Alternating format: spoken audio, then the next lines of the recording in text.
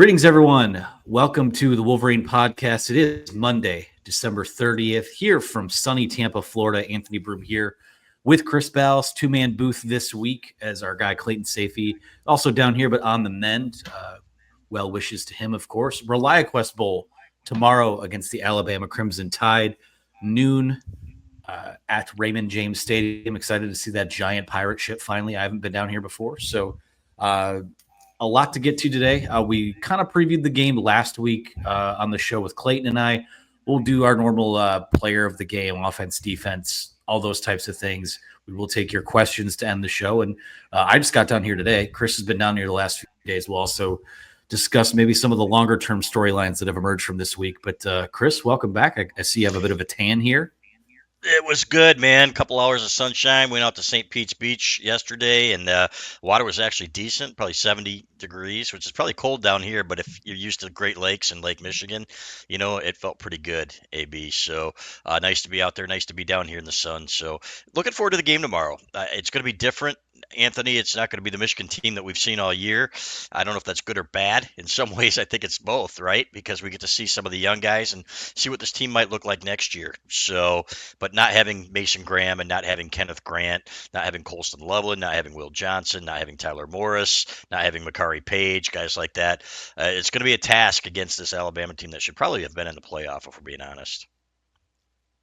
It would have been a lot more interesting than what we saw during the opening weekend of the playoff, that's for sure. And I know they've said from the start they are out with the goal to win this game and out to compete as best they can. But let's call it what it is. This is basically pre-spring ball. This is an exhibition. Mm-hmm.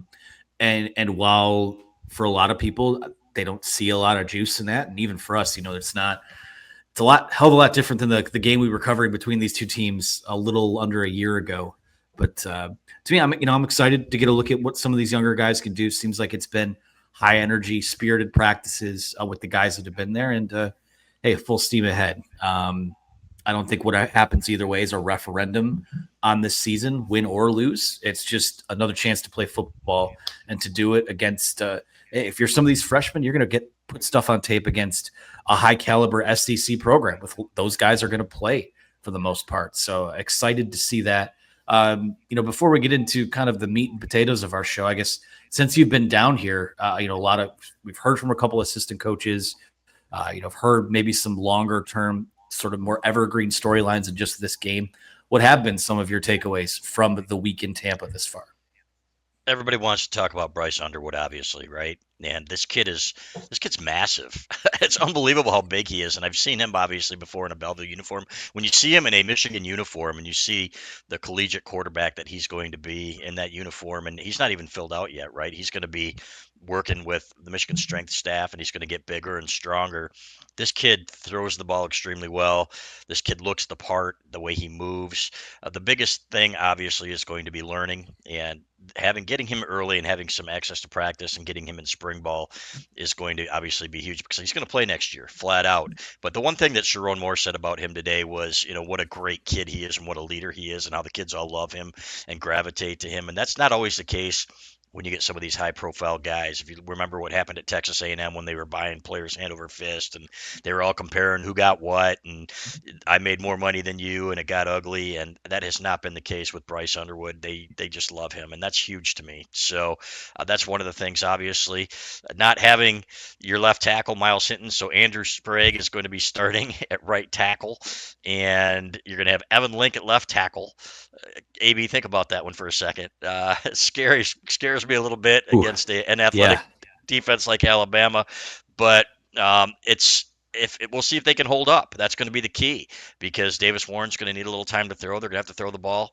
But Jordan Marshall, everybody's talking about him, what a special back he's going to be. And I'm excited to see him because I thought he obviously didn't get as many carries when you've got Khalil Mullings and Donovan Edwards in front of him, but I think he's going to be a great back, and we're going to finally get to see him in action too. So I'm excited about that. Those are some of the things that people are talking about down here. But I really want to see what these young guys do on defense against a very good running attack anyway in Alabama. And if they can hold that line of scrimmage, then maybe that bodes well for next year, Yeah, we'll see if there's any secret sauce to be shared from guys like Justice Haynes and Damon Payne, who Haynes is not officially signed yet. Payne is. Just just a storyline I know that came up during the joint press conference today. Guys can't really talk about that to this point, but a little extra juice there. It kind of hit me today too. You see media arriving, or they arrived, got to LA over the weekend to go watch the Rose Bowl between Ohio State and Oregon. It's just, man, I wish we were there. You see that Mhm. hotel decorated the same way it was, Yep. but with those different team logos. It's hard to believe that it has been a year already. But yeah, a good chance to get a look at some of these young guys. We'll go through some game superlatives here in a little bit. Mostly going to be questions and answers as our little New Year's gift to you. A much tighter show this week since we've covered most of this game already, and we will be back with you tomorrow to do a post game show. So before we get into that, we are brought to you this week, as we are every week, by our friends at Homefield Apparel. Use that promo code Wolverine for 15% off your first order over at homefieldapparel.com. If you got Christmas money burning a hole in your pocket, someone got you the gift cards, someone got your gear, tweet it at us, post it on our message board. We'd love to see it. The collection of stuff they have, we got it up on screen right now. The bomber jackets, the knit sweater, the quarter zips.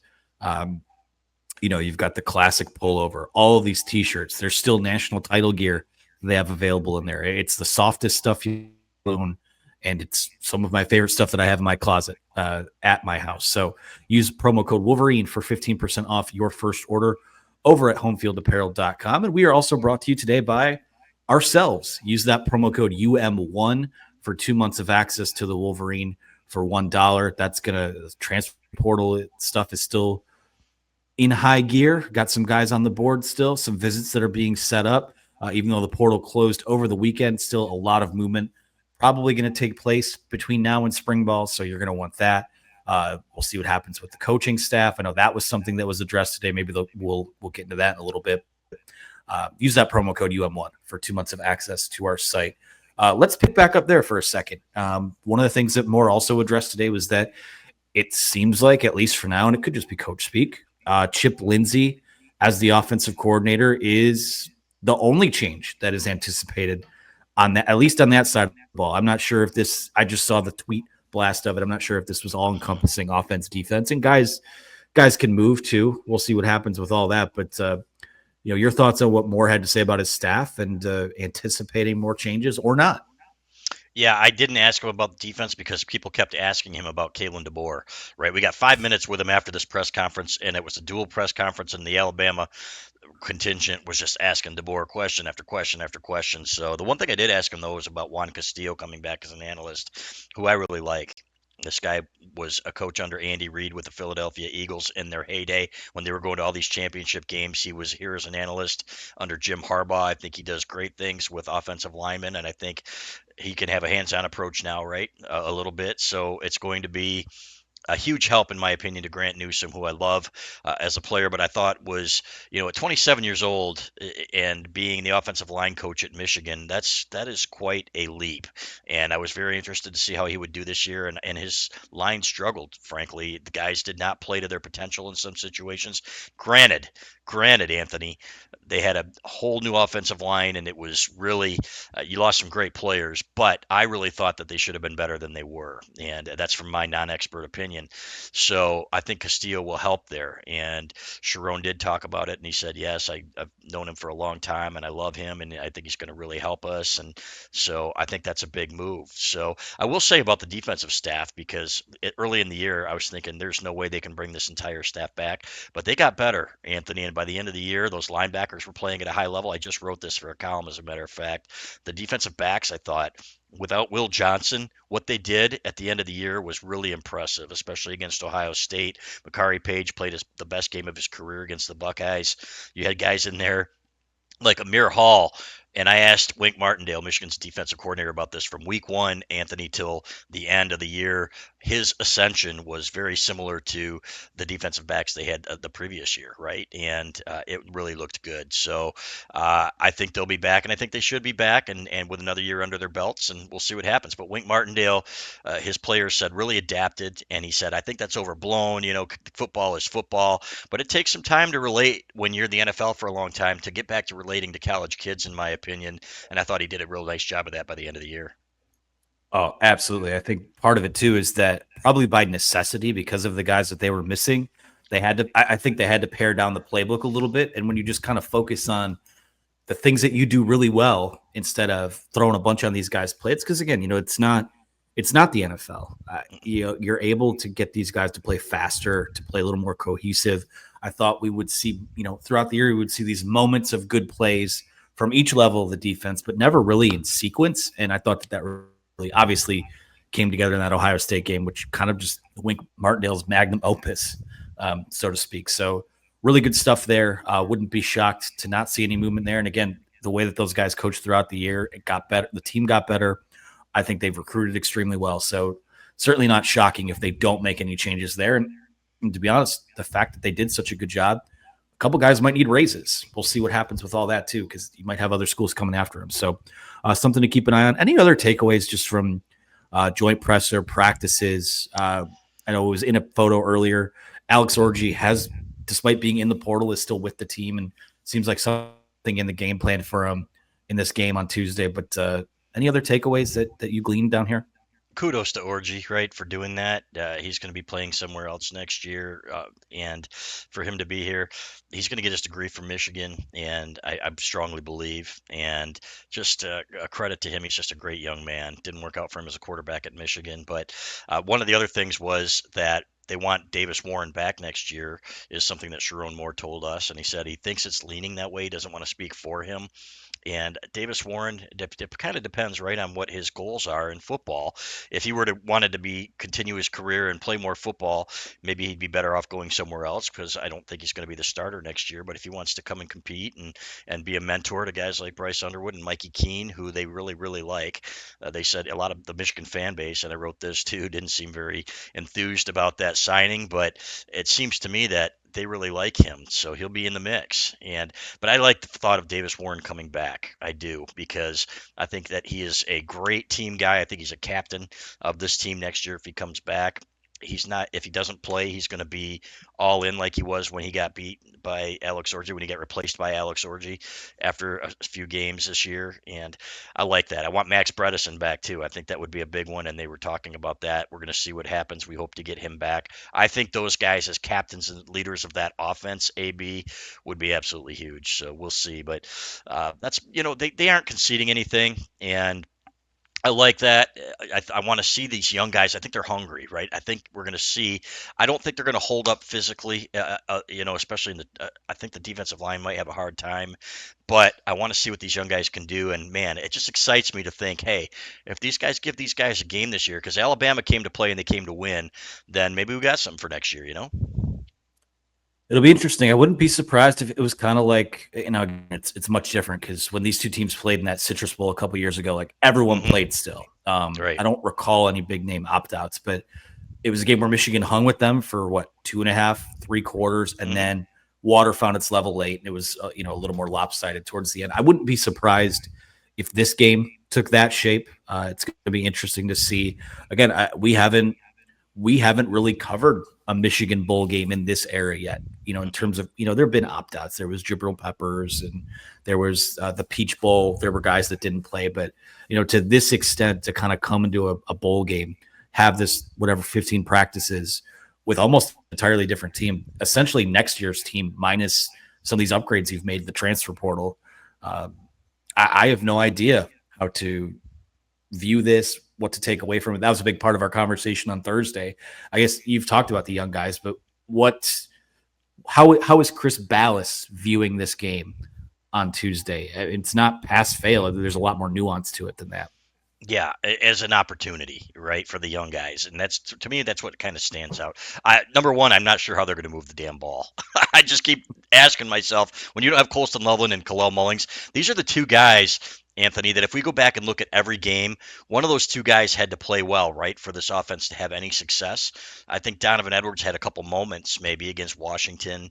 I think he had the big run, but Colston Loveland had big games, or Kalel Mullings, I think, had a big game in the wins. Otherwise, who's stepping up and who's doing anything?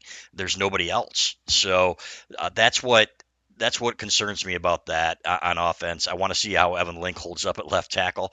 I think I want to see that. Maybe I don't, but it's going to be fascinating because I think he's going to move inside next year, and he'll probably be guard. And I think this is a move out of obviously out of necessity. Want to see Andrew Stuber and what he does because John Jansen and guys like that have been telling me about him for years, saying this is a guy that I love, not for years, but for months. That this is a guy that I really think is going to step up and be a great tackle here at Michigan. He's got the length, he's got the athleticism. He is not a guard playing tackle, so I'm excited about that. Yeah, I'm excited to see what these young defensive tackles do. Rayshawn Benny, I want to see if he can be that bell cow in the middle, right? He's not going to be Mason Graham, and I wrote this. He's not going to be Kenneth Grant, but can Rayshawn Benny be that guy that you can build a defense around and maybe command a double team every now and then? Now that he is the guy, right? If you put Damon Payne next to him, and he obviously won't be playing the Alabama transfer, but can that be a really good duo in there that can really help stop the run? So, and then the edges. I'm anxious to see Dom Nichols in there. I'm anxious to see what some of these young guys do, and if they make the most of an opportunity. Cam Brandt, Trey Pierce. So, to me, that's what I'm watching. And if they make a game of it, that's a bonus, just because they are such a heavy underdog, and Alabama doesn't have any opt-outs, as we were talking about, very few. So Caden Proctor is going to play, according to Kalen DeBoer, the big offensive tackle for Alabama. So it's lopsided on paper, but guess what, AB? So was that Ohio State game, and Michigan, with their full complement, obviously shocked the world. I don't see it, but man, I'm going to be excited to see some of these young guys in action. Yeah, this is Ohio State plus that, because no Mason Yes. Graham, no Kenneth Grant, Yep. which is, it's kind of interesting that the spread is only, I think, 12 and a half when I looked at it this morning. Yeah. No one knows how to bet any of these bowl games. I was listening to an interview with one of the bookmakers out in Vegas, and they're just like, we're getting killed on these bowl games right now. We don't know who's playing. No one's betting on them. Yeah, take that for what it's worth. Before we wrap on ReliaQuest Bowl, let's do what we do every week before these games. Last time this year, offensive player of the game, Chris, your pick. Oh boy. You know what? I'm going to go with Jordan Marshall. I think that Jordan Marshall's going to run hard, and I think he's a good back. I really do. I think he's going to show some things that we haven't seen from a Michigan back in a while. Well, since Blake Corum. I'm not saying he's the next Blake Corum, but I think he's got that shiftiness, and I think he's going to get his opportunity. So I'm going to go with him. True freshman. Okay, I'm going to go with Andrew Sprague. The first time an offensive lineman has ever been picked here. Nice. Because I don't know who else to pick. I don't know who's left. Right. Andrew Anthony's not walking through that door anytime soon. He could have. He was in the portal. But that's true. Yeah. Heading to Duke, I think. Defensive player of the game. Defensive player of the game, I'm going with you know what? I'm going with Derek Moore. I think Derek Moore, as the guy, he had so many. I've been on his bandwagon, AB, for years here, and he had a good year. I don't think people understand two things: he was banged up, and then the other thing was how many times he really forced the quarterback out of the pocket. There were times that Josiah Stewart got sacks because of Derek Moore, including the first game of the year, right off the bat. So I think Derek Moore is healthy. I think Derek Moore is a specimen. I think Derek Moore has another gear, and I think he's going to be my pick there. Yeah, I like that pick a lot. Derek Moore, and I'm not making this one-to-one comparison, but kind of reminds me of before Aiden Hutchinson became Aiden Hutchinson. He was a guy who was getting to the quarterback a lot, but not finishing plays. Assuming that he does come back next year, which it seems like that's going to happen. It's just more dot and T's, crossing I's, all that type of thing. Dot and T's, crossing I's. That's stupid. That's a long-winded way of me saying I agree with you. And also, I think TJ Guy will have a nice game as well. Yep. X Factor. X Factor. Let's go with in the secondary, Brandon Hillman. I think he's going to have a game, and I think he's going to be a good one, man. I love the way he plays. I love the way he hits. I think his enthusiasm. I think he's going to make some plays out there that are going to keep Michigan, or help keep Michigan in this game. I think that defense is going to do just enough to make this, at least it'll still be a game in the second quarter. I don't know about halftime. We'll see what happens. The offense still has to score, but I'm going to go with him. One drive at a time. I'm going to go with Jayshon Barham. A lot of buzz about him maybe playing a little more edge next year, switching to edge. I think he's going to have one of those like bowl season big games that, sends him shooting up on this big trajectory heading into the offseason. As long as he's not shooting, as long as he's not shooting like this at the sideline and picking up Yeah, can't have penalties. that. No, Can't can't have have that. that. Yep. Let's go. Let's end with staff picks. It's been a few days since we took a look at these. I have Alabama 26, Michigan 9. I just don't know. When they had their full menu of guys, they struggled moving the football. So, what is the skeleton crew of this year's Michigan offense look like? Probably the same, if not a little bit worse. Maybe they've got a couple wrinkles in there. Maybe Chip Lindsey, put something in there for Steve Kasula to run. But I just don't see how they keep this all that competitive. I don't either. I think I have 27-10 if I'm not mistaken. So it's going to be you and me in a dogfight if it's a lower scoring game like that. And we'll see what you've been robbed how many times this year of staff pick wins Oh, by. Doug Skeen sniped me at least twice this year doing that. That just goes to show it's even worse in Vegas, right? On our end, it's just like, and that's why I never bet because you can do everything right and you can still lose, and it sucks. So, but that's where I am. I don't know how they're going to score. I was talking to our colleague Angelique Shingelis from the Detroit News today, and I said, you know what, Max Bredesen played some quarterback too in high school. You know what? Let's do a little something with him and throw him a flat pass and let him throw deep or something like that. But they're going to have to go into their bag of tricks to do anything because I just don't. I just worry about Davis Warren's health first and foremost. I want him to be healthy at the end of the game and not getting pulled out of there in a body bag because I think he's going to get hit a lot. And they're going to have to rely on the run. As Sharon Moore said, they're going to have to shorten the game and control the game a little bit on their terms. And that's not going to be easy against this defense. No, it's going to have to look a lot like maybe that Indiana game did, where you're in striking Yes. distance, or the Ohio State game. I mean, that's the closest I think they could possibly get to that. So, Yep. both on the same page there. Let's end this show, an abbreviated New Year's episode, with questions from our message board. We have a lot this week. We're going to kind of breeze through them here. We might take a little time with some of them, but we'll start with Wildy20, who says, to fill in the blank. He says Michigan beats Alabama because fill in the blank. Michigan loses to Alabama because fill in the blank. We've talked about a lot of that, but we'll distill it down in its simplest form. Michigan beats Alabama if they win the turnover battle convincingly, in my opinion, and find a way to run the football. They've got to be able to run the football. They obviously, we know about this passing offense, right? Now you don't have Tyler Morris and you don't have Colston Loveland, so who's catching the ball? They're going to have to find ways to run the ball, and they're going to need some help. They're going to need some help in the way of turnovers to win this one. Yeah. And Michigan loses to Alabama because none of its good players are playing. They don't have good guys left, but none of its stars, I should say. That's disrespectful. Right, and Alabama's got, just a better football team, and they've got everybody back. Everybody's playing in this game. They're better. They should be in the playoff. Let's be honest. And they would have given any one of those teams on Saturday a better game than their opponents did last Saturday or a couple weeks ago. Well, and Jalen Milrow's got a center that can actually snap to him this year, so that doesn't help. Damn it. So yeah. I watched the Rose Bowl again. Just chicken soup for the soul, as they say. Damn it, AB! That was one of the best moments that we will ever have in our lives covering Michigan football. It's still, I don't use my iPad a ton, but I do when I travel, and obviously on the plane, and that's my wallpaper. Is those kind of purple mountains in the background, and it's everything they said it would be. It's hard not to be romantic about it. It was. This is from Barks for Blue. He has a couple of them here. We sort of talked about this first one. He says, is it time we have a serious discussion about Ron Bellamy? If yes, where does that conversation lead? I think you start with, it doesn't seem like he's going anywhere, and they're still recruiting portal receivers pretty hard. So it seems like the plan for Sharon is to let Chip Lindsey do his thing and run it back with the guys they have. The message is pretty clear in that, hey, we think if we just have a competent quarterbacks coach and a competent OC, that things will get way better for this team. That's the message he's sending. Right, and they're talking about RPOs now, and that's something that Sharon Moore talked about today. They got to do a better job of scheming these guys open. It really seemed rudimentary, didn't it? A lot of I hate to say it because it seems so cliche, but route trees and guys just weren't getting open, and it just seemed to me that it was everything was labored, and I'm looking forward to seeing what happens now if you open it up a little bit. You got a dual threat quarterback who can actually really play.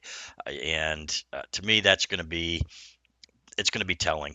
So this is a big year for Ron, and I wrote this again too in News and Views today. I said, yeah, okay, they're bringing him back for another year, and I'm a big Ron Bellamy fan as a person. I think he's a good coach, but this is a big year for him, just like it is, in my opinion, for Grant Newsom. They brought in help for Juan Castillo.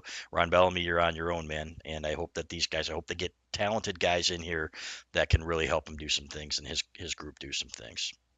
Yeah, they've got to recruit a little bit better. I think they took a Hmm. step towards that.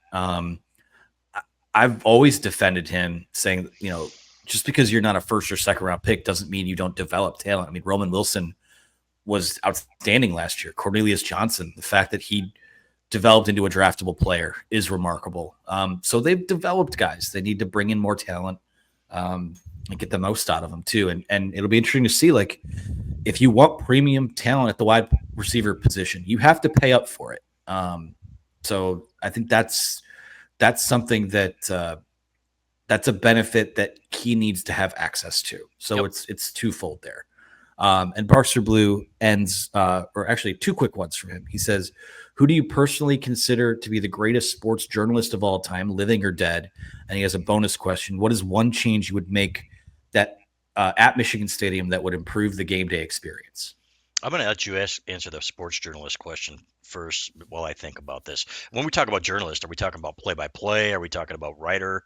We could just hit the easy button and say John Borton. Yeah, I was going to do that. John is a great writer. I was literally going to say that, and just he was my favorite as I was growing up as a wee lad. Grantland Rice, that's the easiest one, right? Sure. So Yeah. I mean, I don't know. it's tough to narrow it down. I mean, It I'm is. actually one of the nerds as a kid that would actually read the newspaper. Hmm. So anyone that's ever appeared in it's I don't put myself on the same level as these people, but to be kind of peers with some of the people you grew up reading, Hmm. including John Borton and Chris Ballas, is it's quite humbling. Yeah. Well, So, it's fun what when about you. Michigan Stadium What would I change about Michigan Stadium? that would improve the game day experience? That would improve the game day experience. Turn down the music. It's too loud. That's what. No, that's those are the blue hairs, man. I hate to say that. I have all due respect to the people, the older people in the stadium. They're the reason that there is Michigan football, right? So I don't mean that. To me, to me the experience is perfect, right? Because I'm behind glass. I don't have to worry about the weather. They're serving us food, and our cell service works in the press box usually. So I'm guessing the cell service is still. I'm hearing it's still bad. So maybe that's it. But I love the game day Couldn't be experience. us. How would we ever Exactly, know? exactly. But I love the game day experience in Ann Arbor and everything about it. So I wouldn't change a damn thing. Yeah, I don't want to. I think a lot of my opinions on it would involve people who are involved in having jobs around it. I Hmm. would just say I think we need less of a DJ and piped in music and more of the band. I think I agree. that's um, so. Yeah, I'll be the old guy and say it. Turn down the Yeah. music. Yep. Let's move to Blue Wolverine 08, who says if the QB decision is between Bryce and Keen, why not just start Bryce next year? And then he says, what needs to happen in the portal in order for U of M to make the playoff next year? I'll take that second one first. Hmm.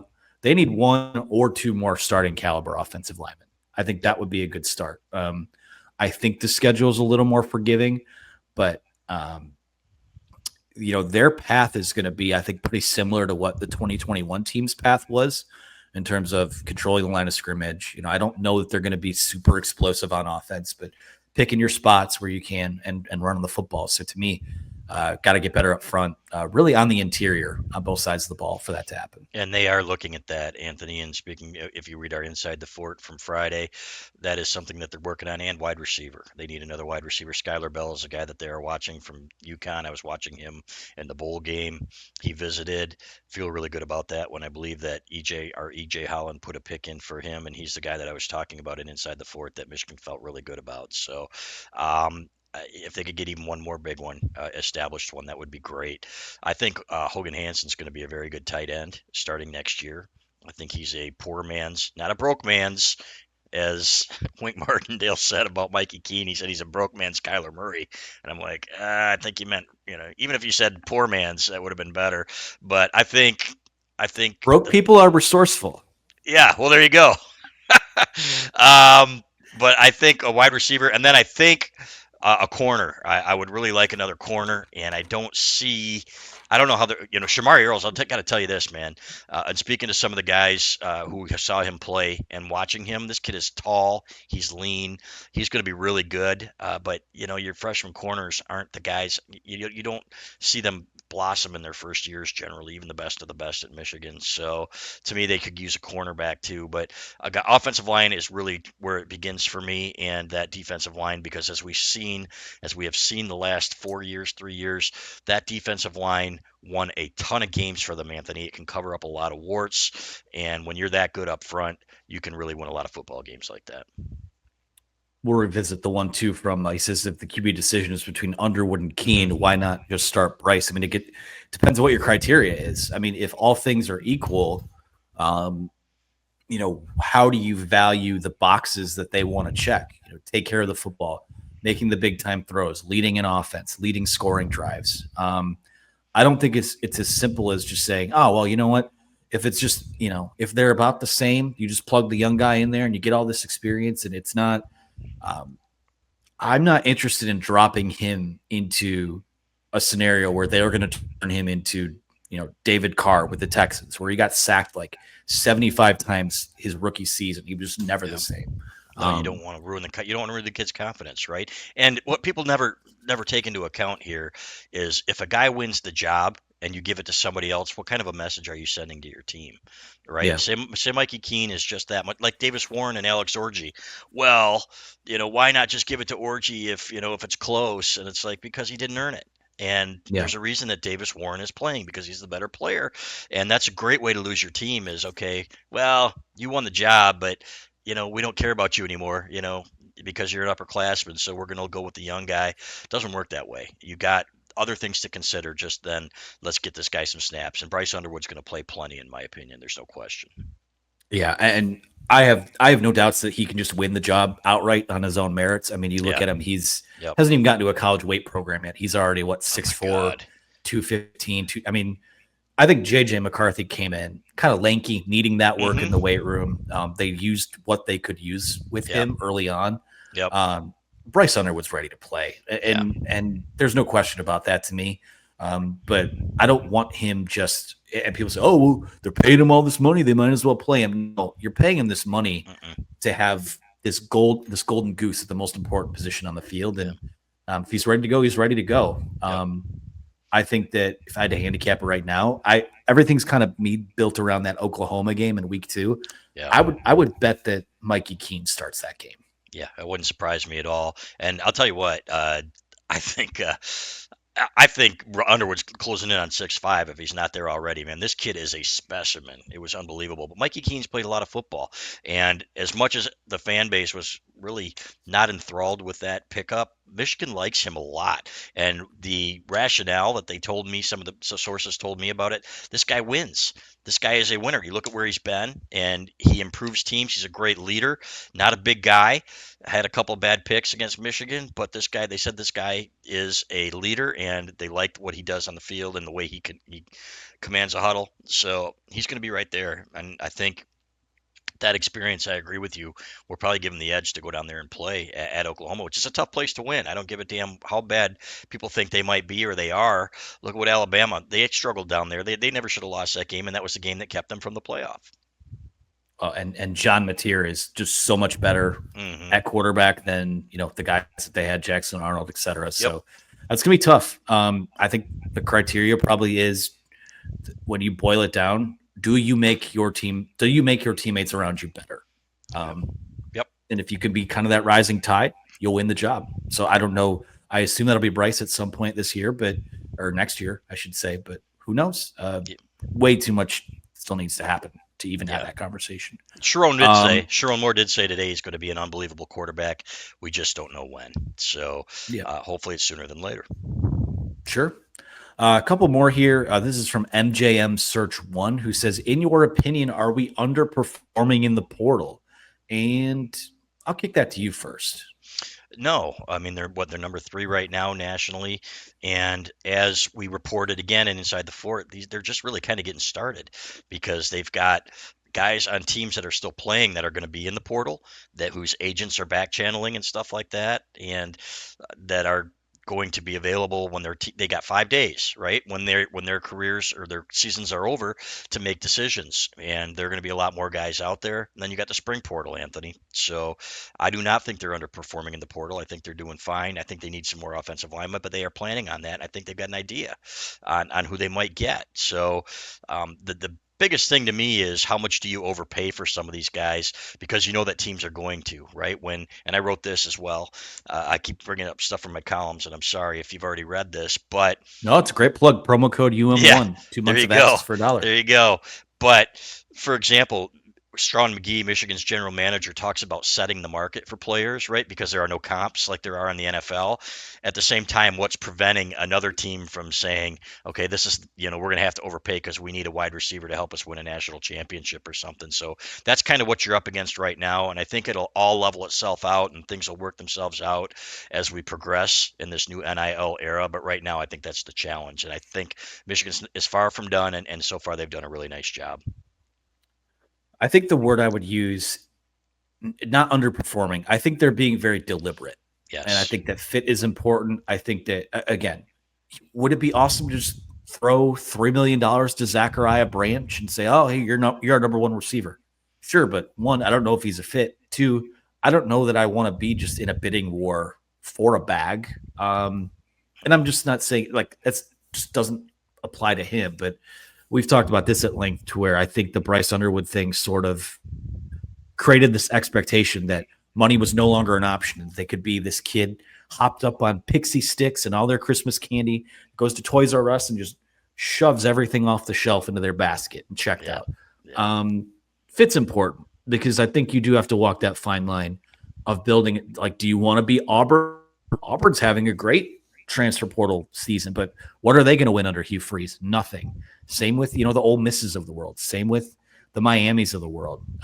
You spend all this money and then you have your quarterback opting out of the second half of a bowl game. Like, what are we even doing here? So the decisions they make are to set up, a higher floor, I think, and make darn sure that you're a good team and you're not in a spot where you have to worry about guys opting out and who's got what, and who's getting what, reaching in other guys' pockets, things like that. I think it takes time, especially when it's a mad dash. So no, I'm not underwhelmed. I'm not disappointed at all. I frankly like the approach. Yep. So Me too. And I trust Sean McGee implicitly. absolutely. Let's end this one. It kind of just goes hand in hand with what we just talked about here. Maisie Blue TX says, "What do you think the locker room is going to look like as unproven younger players and transfers begin to come in making boatloads more than those who have already put in the work and development?" First off, I'm not super concerned about that because revenue sharing is coming. I think everyone's going to be on some level playing to a certain extent. Now, that's the dynamic that guys like Sean McGee is going to have to set. You set a tone at the bargaining table or at the negotiating table with stuff like that. You set the tone, from the coaching staff, Sharon Moore, the strength staff, position coaches. Like, that's the culture that you set. I never got the sense this year that guys were, because there are a lot of guys on this team that came back and made a lot more than the other guys did, and rightfully so. But I never got the sense that when things were going bad, that guys were pointing fingers or anything like that. In fact, I was actually pretty impressed that they stuck together the way they did. So Yep. I think as long as they keep recruiting the good players and guys that fit them, I'm not super concerned about it. And that's when he talked about Underwood today. Sharon did, and he said the kids adore him. They understand that he's earned that money because that's what the market commands. And these guys don't have to stick around, Anthony, if they're not happy with what Michigan's offering. There's transfer portal where if you think you can get more money, go get your money. So to me, that's part of it. And I think they are still looking at fit, and that's something that Sean McGee told us on our podcast a few weeks ago. He said it's not just going to be, we're going to have the biggest bag and who's going to do what, and in terms of offering money. He said they still have to fit what we are doing, and I trust them in that. I think that they know what it looks like. Anthony, Sharon Moore knows what a good room looks like. Sean McGee knows what a good room looks like. We've seen bad rooms here at Michigan. We've seen guys in the late 2010s opting out of games and opting out of practices, saying, well, maybe I just won't play this year and I'll just be ready Opting for out of seasons. opting out of seasons and saying, is it worth me? Or, which is, I don't think what any NFL team wants to see, right? From a guy. So to me, I'm not concerned about it. Now, maybe that's being a little naive, but I don't think so. And I think it's going to be telling to see. Uh, there were some fractures this year from what we heard at the beginning of the year. And I think they came back, and these guys by the end of the year were really a nice, well knit group. And that's something that coaches have to learn too, like Sharon Moore, first time head coach, right? How do I keep a locker room together, and how do I keep guys happy? But that is not a concern for me. Long-winded answer. I'm not worried. No, and how do you keep a locker room happy? You win football games. Amen. And Yep. and the magical elixir for this team down the stretch, that 50 burger against Northwestern, that win over Ohio State, that's going to launch them into this offseason, regardless of what happens in this game tomorrow. And I think that's a good place for us to end here. Last proper show for us of the year. I want to thank everyone for your support, to the people we've seen on the road, your hospitality, your kindness. This is not this without you. So we appreciate it greatly. Hopefully we'll see a couple of you guys down here in Tampa over the next few days, and we'll see you throughout the year. Hopefully back in college football playoff contention next year. A lot of good road games next year. A lot of chances for some more of those patented Fort meetups. So from the bottom of my heart, thank you. I don't know if you have anything to say, Chris. Yeah, me too. And thanks to our producer, Gunther, who has done a fantastic job for us all year and is really one of the best in the business that I've ever done this with. So thank you.